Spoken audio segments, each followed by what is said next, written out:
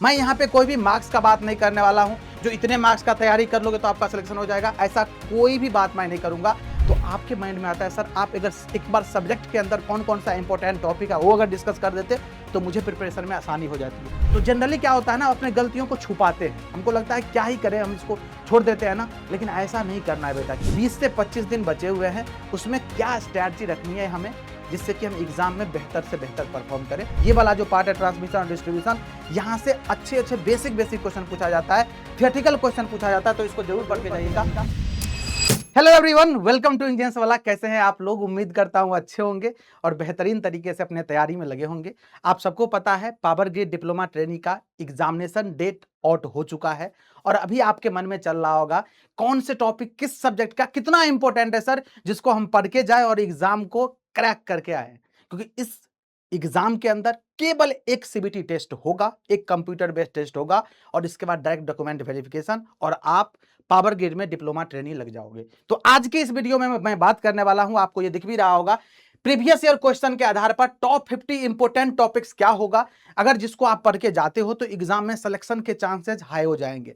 मैं यहां पे कोई भी मार्क्स का बात नहीं करने वाला हूं, जो इतने मार्क्स का तैयारी कर लोगे तो आपका सिलेक्शन हो जाएगा, ऐसा कोई भी बात मैं नहीं करूंगा। मैं आपको ये बताऊंगा जो ये सारे टॉपिक जो अभी तक एग्जाम हुआ है प्रीवियस ईयर में, जिससे कि क्वेश्चन पूछे गए, इवन मैं क्वेश्चन भी दिखाऊंगा आपको किस टाइप के क्वेश्चन आते हैं एग्जामिनेशन में, किस सब्जेक्ट से किस टॉपिक से क्वेश्चन आते हैं, ये सारी चीजें मैं डिस्कशन करने वाला हूं और आपको टॉप 50 टॉपिक्स भी बताने वाला हूं, जिससे कि आपके प्रिपरेशन को और आसानी से बेहतरीन तरीके से एग्जाम ओरिएंटेड कर पाए। चलिए चलते हैं आगे। देखो, सबसे पहली बात, इस एग्जाम में टेक्निकल के साथ साथ नॉन टेक भी पूछा जाता है। अगर मैं टेक्निकल का बात करूं तो आपको पता है 120 क्वेश्चन 120 मिनट में 120 मार्क्स का पूछा जाएगा और नॉन टेक का बात करूं तो 50 क्वेश्चन, जिसमें आपका इंग्लिश रहेगा, क्वांटिटेटिव एप्टीट्यूड रहेगा, रीजनिंग रहेगा और जनरल अवेयरनेस रहेगा। 50 question 50 marks, total 170 question 170 marks.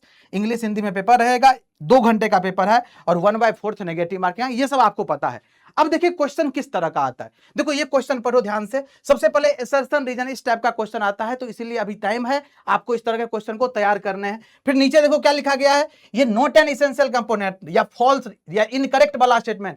ऐसे लगभग 25 से 30 question previous year question paper को जब देखोगे तो इस तरह के क्वेश्चन 25 से 30 क्वेश्चन आपको डायरेक्ट देखने को मिलेंगे अलग अलग सब्जेक्ट से। तो इस टाइप के क्वेश्चन को भी तैयार करने हैं।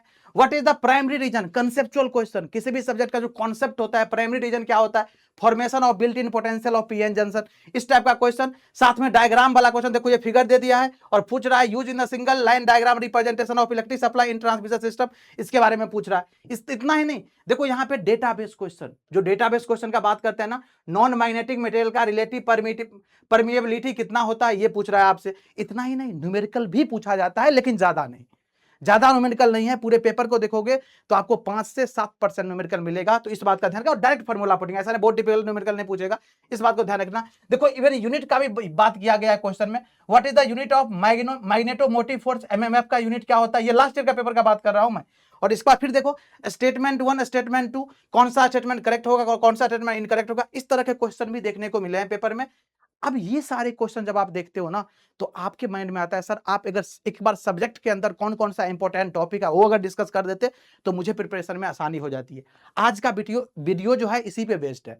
मैं इस वीडियो के अंदर यही बात करने वाला हूं। अगर आप तैयारी कर रहे हैं तो बेसिक इलेक्ट्रिकल, जो कि मोस्ट फंडामेंटल सब्जेक्ट होता है, डीसी सर्किट पढ़ के जाइएगा, नेटवर्क थ्योरम जरूर पढ़ लीजिएगा, एसी बेसिक्स और एसी सर्किट दोनों चीज, एसी फंडामेंटल जिसको एसी बेसिक्स बोलते हैं और एसी सर्किट जिसमें रेजोनेंस वाला पार्ट है, काफी इंपॉर्टेंट है, यहां से क्वेश्चन डेफिनेटली आएंगे।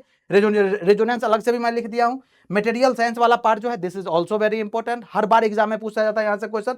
और मैग्नेटिक कपलिंग सर्किट जो होता है, यहां से ये सारे टॉपिक इंपॉर्टेंट है। अगर मैं बात करूं बेसिक इलेक्ट्रॉनिक्स में, सेमीकंडक्टर और उसके टाइप बस पढ़ना है। सेमीकंडक्टर फिजिक्स का बात नहीं कर रहा हूं, सेमीकंडक्टर और उसके टाइप को पढ़ के जाना है। पीएन जंक्शन डायोड में वर्किंग और बाइसिंग को पढ़ लेना है। बीजेटी में मोड को पढ़ना है, कॉन्फ़िगरेशन को पढ़ना है, करंट इक्वेशन को पढ़ के जाना है। बेसिक्स ऑफ जेफेट और मॉसफेट पता होना चाहिए, यहां से भी क्वेश्चन आए हैं एग्जाम के अंदर। और साथ में रेक्टिफायर और एम्पलीफायर के बारे में आपको बेसिक अंडरस्टैंडिंग जरूर डेवलप करके जाना है, बेसिक कंसेप्ट जरूर रिवाइज करके जाना है। मशीन का बात करूंगा, वन फेज ट्रांसफार्मर से क्वेश्चन आते हैं, अच्छे से पढ़ के जाइएगा क्योंकि ये कोर सब्जेक्ट है और यहां से काफी क्वेश्चन एग्जाम में बनेंगे। डीसी मशीन पार्ट से बहुत अच्छे से पढ़ के जाइएगा। इंडक्शन मशीन सिंगल फेज का अच्छा क्वेश्चन आ रहा है, इंडक्शन मशीन 3 फेज का क्वेश्चन आएगा आपको, सिंक्रोनस मशीन और लास्ट में 3 फेज ट्रांसफार्मर। ये सारे टॉपिक इक्वली इंपॉर्टेंट है, अच्छे से करके जाइएगा। सिमिलरली अगर मैं बात करूं पावर सिस्टम का, तो पावर जनरेशन वाला पार्ट से क्वेश्चन पूछा गया है। Circuit breaker, relay, insulator and cable और ट्रांसमिशन एंड डिस्ट्रीब्यूशन। यस, ये वाला जो पार्ट है ट्रांसमिशन और डिस्ट्रीब्यूशन, यहां से अच्छे बेसिक क्वेश्चन पूछा जाता है, थियोरेटिकल क्वेश्चन पूछा जाता है, तो इसको जरूर पढ़ के जाइएगा।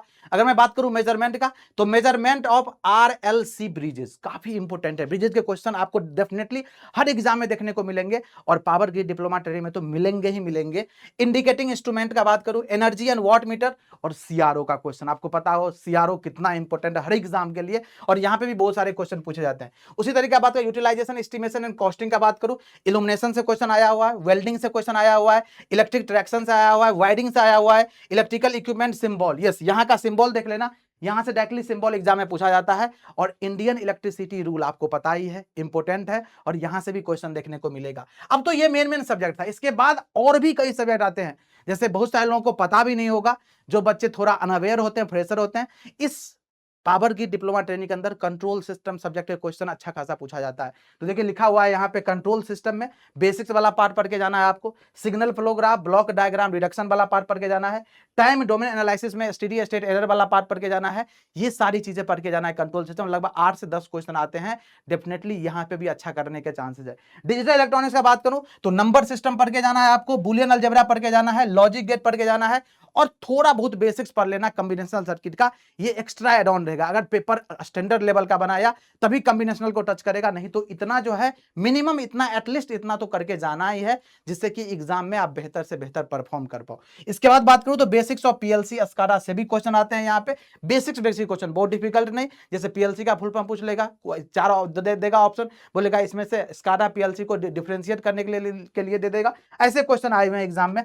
पावर इलेक्ट्रॉनिक्स से एससीआर वाला पार्ट, सिलिकॉन कंट्रोल रेक्टिफायर जो है, इसको पढ़ के जाइएगा, यहां से क्वेश्चन एग्जाम में आए हुए हैं। माइक्रो प्रोसेसर के बेसिक्स एंड पिन डायग्राम, जितना मैं लिखा हूं यही मोस्ट इंपोर्टेंट है, वही चीजें मैं बताया हूं जहां से चीजें मोस्ट एक्सपेक्टेड है, जिसकी चांसेस आने की बहुत ज्यादा है। और ये प्रीवियस ईयर डेटा के बिहाफ पे मैं बात कर रहा हूं, जो प्रीवियस ईयर डेटा है, प्रीवियस ईयर क्वेश्चन आया हुआ है, उसके बिहाफ पे मैं बात कर रहा हूं। आपको क्वेश्चन भी इसलिए मैंने दिखा दिया था। इसके बावजूद आपके मन में चल रहा होगा सर, इस जो अभी 20 से 25 दिन बचे हुए हैं उसमें क्या स्ट्रैटेजी रखनी है हमें, जिससे कि हम एग्जाम में बेहतर से बेहतर परफॉर्म करें। तो ये सारी बातें जो मैं बता रहा हूं, जो बच्चा लास्ट ईयर पावर ग्रिड में सेलेक्ट हुआ है उनसे पूछ के डिस्कस करके ही मैं ये लिखा हूं। सबसे पहली बात, प्रीवियस ईयर क्वेश्चन जरूर सोल्व करें, क्योंकि प्रीवियस ईयर क्वेश्चन सोल्व करोगे तो आपको माइंड से डेवलप होगा, आपको एक लेवल का पता चलेगा, जो किस लेवल कितना डेप्थ तक क्वेश्चन पूछा जाता है, उस तरीके से आपको रिवीजन करना है और टेस्ट भी अटेम्प्ट करना है। डेली कॉन्सेप्ट रिवीजन करना है, क्वेश्चन प्रैक्टिस विद टाइमर, देखो टाइमर के साथ, दिस इज वेरी इंपॉर्टेंट, क्योंकि एग्जाम में टाइमिंग फिक्स रहेगा, तो टाइमर लगा के प्रैक्टिस करना है। ऐसे प्रैक्टिस करते जाओगे तो अब बेनिफिट नहीं करेगा, इस बात का ध्यान रखिएगा। ज्यादा से ज्यादा मॉक टेस्ट लगाएं, इस टाइम पे अगर जितना मॉक लगाओगे उतना ज्यादा आपको एग्जाम में फ्रूटफुल मिलेगा, इसका पॉजिटिव मिलेगा। इसके बाद अगर मैं बात करूं यहां पे, तो गलत सवालों को एनालाइज जरूर करें। गलत सवाल मतलब जैसे ही मॉक टेस्ट आपने लगाया, मॉक टेस्ट में कोई गलतियां हो गई, तो जनरली क्या होता है ना, अपने गलतियों को छुपाते हैं, हमको लगता है क्या ही करें, हम इसको छोड़ देते हैं ना, लेकिन ऐसा नहीं करना है बेटा, क्योंकि अगर आप मॉक टेस्ट की गलतियों को छुपा दिए ना, तो इसका खामियाजा कहीं ना कहीं एग्जाम में भुगतना पड़ेगा। इसीलिए मॉक टेस्ट में जो भी गलतियां होगी, उस गलतियों को हाईलाइट करना है, नोट डाउन करना है और इसको लर्न करके आगे के मॉक टेस्ट में इंप्रूव करने का ट्राई करना है, जिससे कि एग्जाम में एक भी सिंगल मिस्टेक ना हो। This is very important. Weak part को आइडेंटिफाई होने पे फिर से सीखने का कोशिश करें। जब आप मॉक टेस्ट लगाओगे, जब आप टेस्ट अटेम्प्ट करोगे, तो आपको पता चलेगा मेरा ये सब्जेक्ट का ये पार्ट वीक पड़ रहा है, इसके क्वेश्चन हमसे नहीं बन रहे।